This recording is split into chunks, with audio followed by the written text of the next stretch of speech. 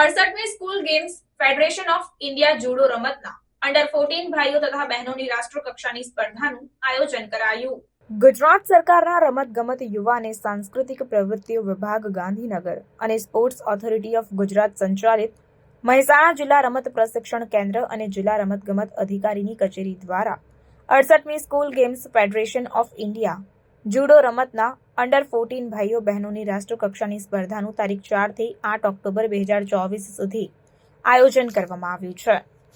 આ જુડો સ્પર્ધાનું જિલ્લા પંચાયત પ્રમુખ તૃષાબેન પટેલ અને લોકસભાના સાંસદ હરિભાઈ પટેલની ઉપસ્થિતિમાં સરદાર પટેલ સ્પોર્ટ્સ કોમ્પ્લેક્સ પાંચોડ મહેસાણા ખાતે પ્રારંભ કરવામાં આવ્યો હતો। આ પ્રસંગે જિલ્લા પંચાયત પ્રમુખ તૃષાબેન પટેલે જણાવ્યું કે રમતગમત પ્રત્યે રુચિ કેળવાય તે માટે રાજ્ય સરકાર દ્વારા વિવિધ સ્પર્ધાઓનું આયોજન કરવામાં આવે છે।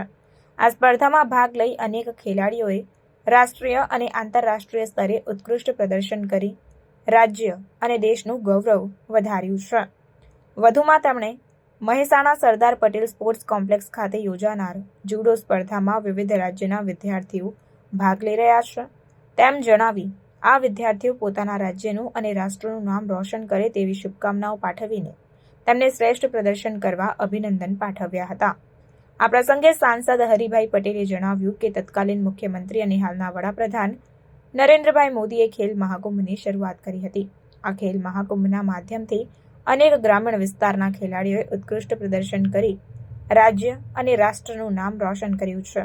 ખેલ મહાકુંભ જેવા રમતગમતના કાર્યક્રમો થકી વિદ્યાર્થીઓમાં રહેલું કૌશલ્ય બહાર લાવીને રમતગમત પ્રત્યે રુચિ કેળવાય તેવા પ્રયાસો કરવામાં આવી રહ્યા છે।